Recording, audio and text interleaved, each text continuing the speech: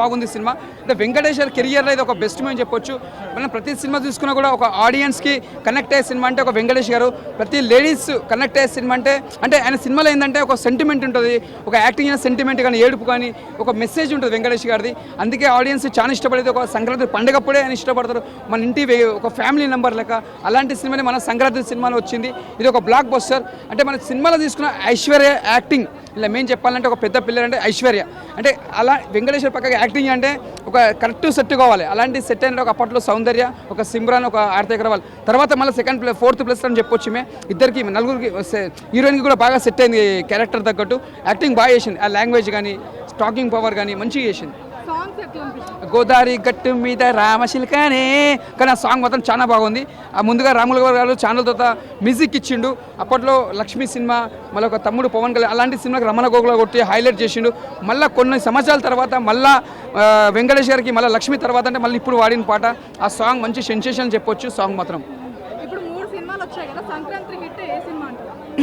మేము చెప్పాలంటే స్టార్టింగ్ వచ్చి డాకుబాయ్, సెకండ్ వచ్చి విక్టరీ వెంకటేష్ గారు మేము సంక్రాంతికి వస్తున్నాం, థర్డ్ వచ్చి రామ్ చరణ్ గారు. అంటే మూడు సినిమాలు ముంగడికి వస్తున్నాయి.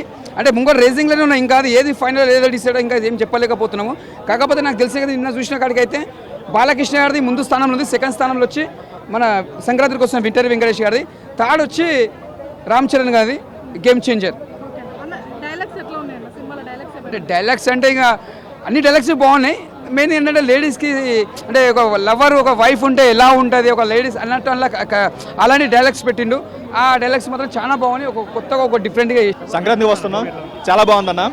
సో వాళ్ళు ఏదైతే కామెడీ ఫ్యామిలీ ఆడియన్స్ని టార్గెట్ చేసి కామెడీ పెట్టారో అది నెక్స్ట్ లెవెల్లో వచ్చింది. అసలు కంప్లీట్గా ఫస్ట్ హాఫ్ అయితే బ్లాక్ బాస్టర్ ఫస్ట్ హాఫ్. అసలు క్లైమాక్స్ కూడా ఒక గురువు మెసేజ్తో మంచిగా ఎండ్ చేశారు. మంచిగా ఒక సాటిస్ఫాక్షన్తో ఆడియన్స్ అయితే బయటకు వస్తారు. అండ్ మెయిన్గా మనం చెప్పుకోవాల్సింది ఫస్ట్ హాఫ్లో వచ్చే ఒక బుడ్డోడి సీన్స్ ఒకటి ఉంటుంది, ఒక 2 సీన్స్ అవి నెక్స్ట్ లెవెల్లో వచ్చాయి. సెకండ్ హాఫ్లో కూడా వాడు ఒక 2-3 సీన్స్ పెట్టుంటే ఇంకొంచెం బాగుండేది. అండ్ ఓవరాల్గా అయితే మంచి సంక్రాంతికి ఒక మంచి ఫ్యామిలీ మూవీ చూసామన్న ఫీల్ అయితే బయటకు వస్తామని. ఫస్ట్ హాఫ్లో వచ్చేసి 2 సాంగ్స్ అసలు నెక్స్ట్ లెవెల్లో వచ్చాయి. వాటి పిక్చరైజేషన్ అయినా సరే, లేదంటే సెకండ్ హాఫ్లో వచ్చే సంక్రాంతికి వస్తున్నాం సార్ పిక్చరైజేషన్ చాలా బాగుంది. మంచిగా వినడానికి కూడా చాలా బాగున్నాయి కాబట్టి అందరూ ఈజీగా కనెక్ట్ అవ్వచ్చు అన్న. ఆయన యాక్టింగ్ అయినా లుక్స్ అయినా సరే చాలా చాలా బాగా వచ్చాయి. తను ఏదైతే టోటల్ 3 షేడ్స్లో యాక్ట్ చేశారు అది 3 వరకు చాలా బాగా వచ్చాయి. F2లో కొంచెం క్రింజ్ అనిపించే సీన్స్ ఉంటాయి, బట్ ఇందులో అంత క్రింజ్ కానీ వల్గారిటీ కానీ ఏం లేదు. కంప్లీట్గా ఫ్యామిలీ కనెక్ట్ అయ్యి ఎక్కడ కూడా ఇన్కంఫర్టబుల్ ఫీల్ అవ్వకుండా ఒక మంచి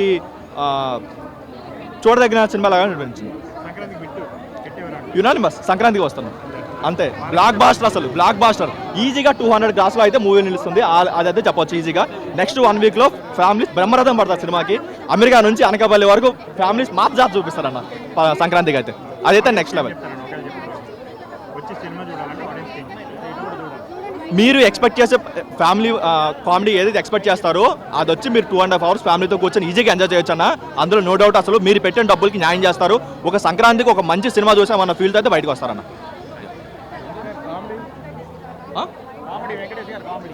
ఆయన కామెడీ టైమింగ్ అయినా సరే, లేదంటే బుడ్డోడ్ క్యారెక్టర్ అయినా సరే అది నెక్స్ట్ లెవెల్ వచ్చింది. మొత్తం ప్రతి సీన్లో మనకి వెంకటేష్ గారు కనిపిస్తారు. ఆయన ప్రతి సీన్ చాలా బాగుందన్న.